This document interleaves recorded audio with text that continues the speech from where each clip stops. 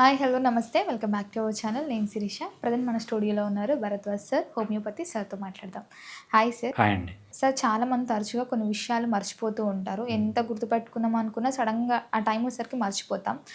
So అది ఏ సమస్యకు ఒక సంకేతం అంటారు? ఎందుకు మర్చిపోతున్నారు అనే దానికి చాలా రీజన్స్ ఉంటాయండి. సో మనం కామన్గా చూసే రీజన్స్ తెలుసుకుందాం. నార్మల్గా ఏజ్ పెరిగే కొద్దీ మన నర్వస్ సిస్టమ్ అనేది డీజనరేట్ అవుతూ ఉంటుంది. డీజనరేట్ అయ్యే కొద్దీ మతిమరుపు రావడం అనేది కామన్ అనమాట. ఏజ్ పెరిగే కొద్దీ మతిమరుపు వస్తూనే ఉంటుంది. ఇంకో రీజన్ ఏంటంటే విటమిన్ B12 డెఫిషియన్సీ. నాకు మా ఫ్రెండే ఉన్నాడనమాట. ఎక్కడ గుంతకల్లో ఉంటాడు. గుంతకల్లో ఉండి నాకు రెగ్యులర్గా ఫోన్ చేస్తూ ఉంటాడు. ఒకసారి చెప్పాడనమాట, అరే నాకు మతిమరుపు ఎక్కువైపోతుంది, అసలు ఆఫీస్ పోయి మర్చిపోతున్నాను, కీస్ మర్చిపోతున్నాను అంటే ఒకసారి విటమిన్ B12 చెక్ చేయించుకుంటే కంపల్సరీ తక్కువ ఉన్నిందనమాట విటమిన్ B12 అనేది. విటమిన్ B12 తక్కువ ఉంటే మతిమరుపు అనేది వస్తుందన్నమాట. ఇట్లా చాలా కొన్ని డిసీజెస్ కూడా ఉన్నాయి. ఏ డిసీజెస్కైనా మనము అది విటమిన్ డెఫిషియన్సీ అయితే విటమిన్స్ తీసుకోవాలి. అది విటమిన్ డెఫిషియన్సీ కాకుండా ఏదైనా వేరే డిసీజ్ అయితే హోమియోపతి మెడిసిన్స్ చాలా బాగా పనిచేస్తాయి. సో చిన్నపిల్లల్లో కానీ, పెద్దవాళ్ళలో కానీ, ఆడవాళ్ళల్లో కానీ, మగవాళ్ళల్లో కానీ, ముసలి వాళ్ళల్లో కానీ ఏ ఏజ్లో గ్రూప్లో అయినా కూడా హోమియోపతి మెడిసిన్స్ మతిమరుపు వాడచ్చు. చాలామంది తల్లిదండ్రులు ఏమొస్తారంటే, సార్ మా వాడు చదువుతున్నాడు కానీ ఏం గుర్తుండట్లేదు, అటువంటి వాళ్ళకు కూడా హోమియోపతిలో చాలా మంచి మెడిసిన్స్ అనేవి ఉన్నాయి. కొన్ని డిసీజెస్ కూడా ఉంటాయన్నమాట. ఆ డిసీజెస్లో కూడా ఆ ప్యాథాలజీ వల్ల మర్చిపోతూ ఉంటారు. వీటి వల్ల కూడా వస్తుంటుంది. ఎస్పెషల్లీ ఆటిజము, ADHD చిన్నపిల్లలకు కూడా ఈ మతిమరుపు ప్రాబ్లమ్స్ అనేవి ఉంటాయి. వాళ్ళకు కూడా హోమియోపతి చాలా బాగా పనిచేస్తుంది. ఏ కారణం లేకుండా ఇంకొక గ్రూప్ ఉంటారనమాట. సార్ మేము అన్ని టెస్టులు చేయించాం, అన్నీ నార్మల్ ఉన్నాయి కానీ మర్చిపోతున్నాం. ఎటువంటివి మర్చిపోతారంటే కొంతమంది పాత జరిగినవి కొంతమంది మర్చిపోతారు, రీసెంట్గా జరిగినవి కొంతమంది మర్చిపోతారు. కొంతమంది నిన్న మొన్న ఏం జరిగిందంటే చెప్పలేరు, చిన్నప్పుడు ఏం జరిగిందంటే క్లియర్గా ఎక్స్ప్లెయిన్ చేస్తారు.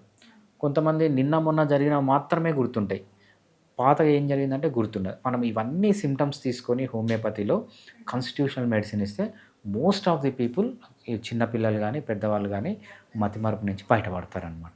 సార్, జనరల్గా చూసుకుంటే చాలామందికి ఎక్కువ జర్నీ చేస్తుంటే తలనొప్పి వస్తుంటుంది. కొంతమందికి స్ట్రెస్ వల్ల కూడా వస్తుంది. కొంతమందికి రీసెంట్గా టైమ్స్లో చూస్తే అసలు కారణం లేకుండానే తరచుగా తలనొప్పి అనేది వస్తూ ఉంటుంది. ఎందుకంటారు? దానికి కారణం ఏంటి? మనకు మెయిన్గా హెడేక్ రావడానికి రీజన్ ఏంటంటే అండి, మన లైఫ్ స్టైల్ సరిగా లేకపోవడం. 24 అవర్స్ తినడం, దాంతోపాటు ఎక్సర్సైజ్ లేకపోవడం, ఇంకోటి ఏంటంటే మంచిగా ఎక్కువ స్ట్రెస్ ఉండడం లైఫ్లో, ఆల్కహాలు, స్మోకింగ్ ఇవన్నీ చేయడం వల్ల మన బాడీలో ఫిజియాలజీ దెబ్బతింటుంది, ఫిజిక్ దెబ్బతింటుంది, సైకాలజీ దెబ్బతింటుంది. సో వీటన్నిటి వల్ల మనకు ఏవైతే మన సెల్ మన ఒక బిల్డింగ్ దేంతో తయారు చేస్తారు, ఇటుకలతో తయారు చేస్తారు, రైట్? అదేవిధంగా మన బాడీని కూడా సెల్స్తో తయారు చేస్తారు. డిఫరెంట్ సెల్స్ కలిసి సమ్ ట్రిలియన్స్ ఆఫ్ సెల్సే మనం హ్యూమన్ బీయింగ్ అనమాట. ఈ సెల్స్కు కావాల్సిన న్యూట్రియంట్స్ రాకపోవడం, కావాల్సిన ఎనర్జీ రాకపోవడం వల్ల ఇవి స్ట్రెస్లోకి వెళ్ళి హెడేక్ అనేది ఈ పెయిన్ సిగ్నల్స్ అనేవి పంపిస్తుంటాయి అన్నమాట.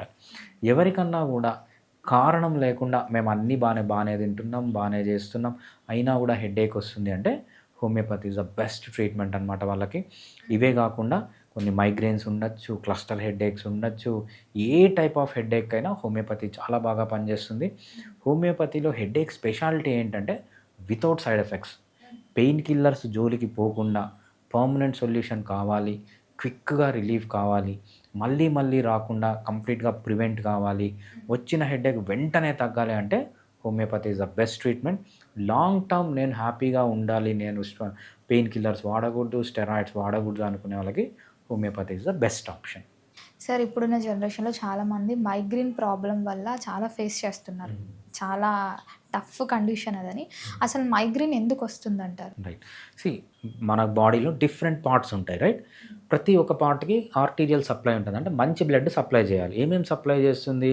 ఆర్టరీస్ అనేవి చిన్న పైప్స్ అనమాట. ఆ పైపులు ఏం సప్లై చేస్తాయంటే vitamins, minerals, fats, proteins, carbohydrates, enzymes, hormones అన్నీ ఒక పార్ట్కి సప్లై చేస్తాం, రైట్? ఒక పార్ట్ అన్నీ యూజ్ చేసుకొని వేస్ట్ మెటీరియల్ రిలీజ్ చేస్తాం. ఆ వేస్ట్ మెటీరియల్ అక్కడి నుంచి బయటికి తీసుకొని రావాలి. అట్లా ప్రతి ఒక్క పార్ట్కి మన బాడీలో సిస్టమ్ ఉంటుంది అన్నమాట. దాన్ని కార్డియోవాస్కులర్ సిస్టమ్ అంటాం అన్నమాట. దీంట్లో ఆర్టరీస్, వీన్స్ అనేవి ఉంటాయి. మన బ్రెయిన్లో కూడా ఉంటాయి ఆర్టరీస్, వీన్స్ అని. ఏదైతే సప్లై చేసే ఆర్టరీ ఉంటుందో అది ఫర్ ఎగ్జాంపుల్ 1 mm ఉందనుకోండి, 1 mm కంటే తక్కువ అయిపోయింది, కన్స్ట్రిక్ట్ అయిపోయింది. ఈ కన్స్ట్రిక్ట్ అయిపోయినప్పుడు ఏమవుతుందంటే సివియర్ పెయిన్ వస్తుంది. కొంతమందికి లెఫ్ట్ సైడ్ ఉంటుంది, కొంతమందికి రైట్ సైడ్ ఉంటుంది, కొంతమందికి 2 సైడ్స్ ఉంటుందన్నమాట పెయిన్. హోల్ పెయిన్ కూడా వస్తుంది.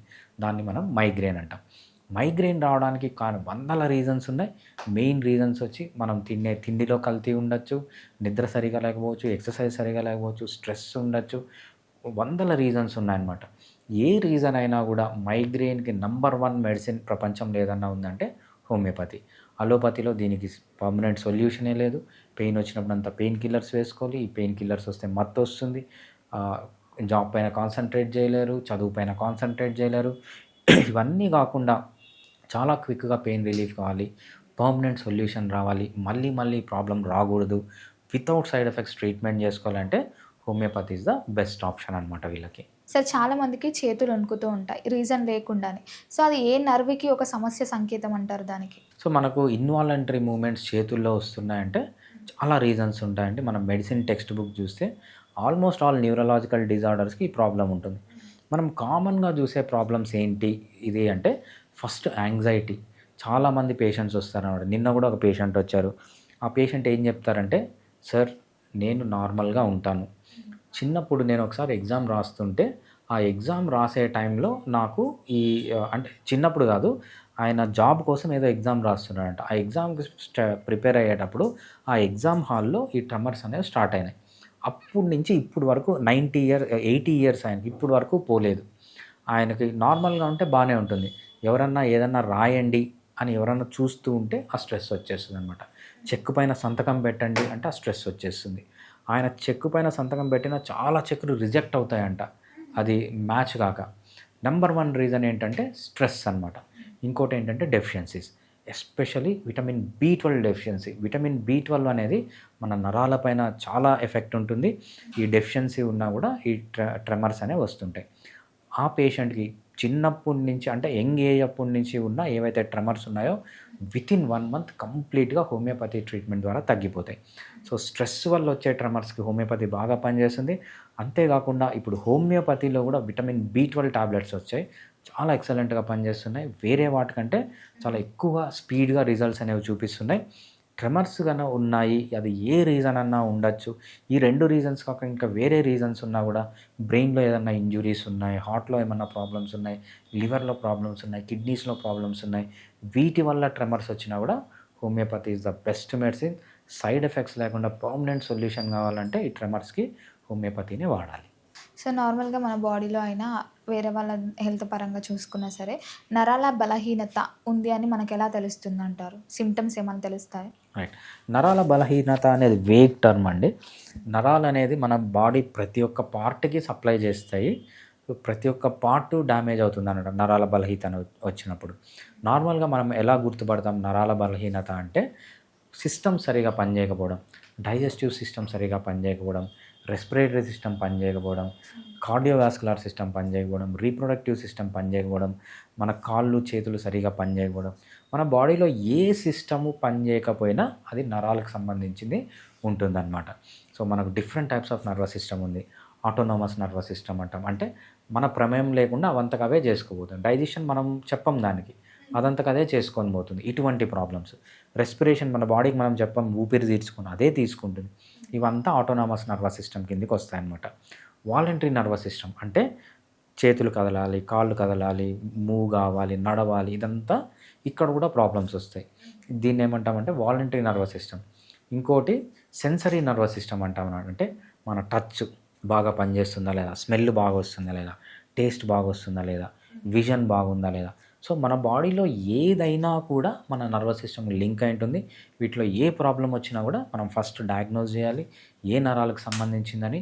దాన్ని బట్టి మనం ఏ నర్వ్ ప్రాబ్లంకైనా హోమియోపతి వాడితే పర్మనెంట్ సొల్యూషన్, అంటే కంప్లీట్గా మీకు ఏదైతే డ్యామేజ్ జరిగిందో అది కంప్లీట్గా రికవర్ కావడం, మళ్ళీ మళ్ళీ రాకుండా దాన్ని ప్రివెంట్ చేయడం, ఇవన్నీ జీరో సైడ్ ఎఫెక్ట్స్ చేసుకోవడం.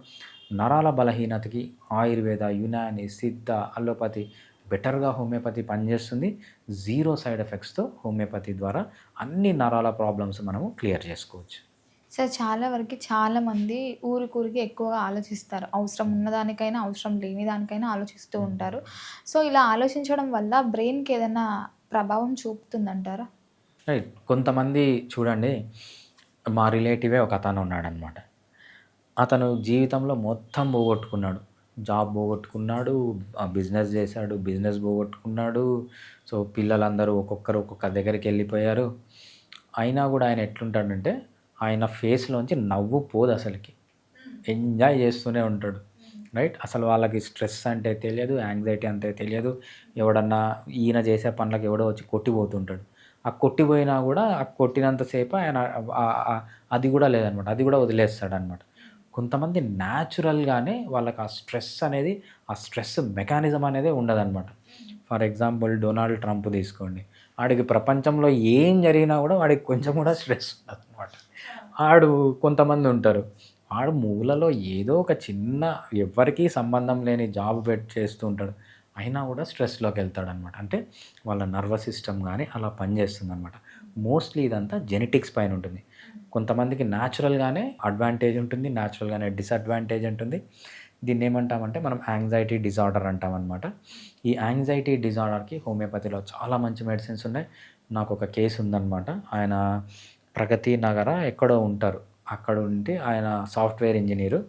ఆయనకి 3 మంత్స్ తర్వాత ఆయన సాఫ్ట్‌వేర్ డెలివరీ ఉంది. అంటే క్లయింట్‌కే సాఫ్ట్‌వేర్ ఇయ్యాలి. ఈయనకి ఇప్పటి నుంచి టెన్షన్ అనమాట. అసలు నిద్రపోడు, పిల్లలతో మాట్లాడడు, దాని గురించి ఆలోచిస్తుంటాడు.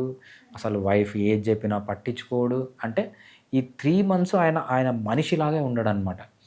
ఆయన మన వీడియోస్ చూసి వస్తే హోమియోపతి కాన్స్టిట్యూషనల్ ట్రీట్మెంట్ ఇచ్చాము. వితిన్ 3 మంత్స్‌లో మంచి రికవరీ వచ్చింది. అంటే ఫుల్‌గా రికవర్ కాలేదు గానీ, ఆయన ఇంతవరకు పుట్టినప్పటి నుంచి ఎంత స్ట్రెస్ అయితే ఫేస్ చేశాడో దానికి కంప్లీట్‌గా రిలీఫ్ అని చెప్తున్నాడు. ఇవన్నీ మనం ఎలా సాధించామంటే within 3 months without side effects. ఆయన ఆయుర్వేద తీసుకున్నాడు, యునాని తీసుకున్నాడు, సిద్ధ, అలోపతి అన్నీ తీసుకున్నాడు. అలోపతి తీసుకుంటే ఏంటంటే స్ట్రెస్ ఉన్నప్పుడు మెడిసిన్స్ ఇస్తారు.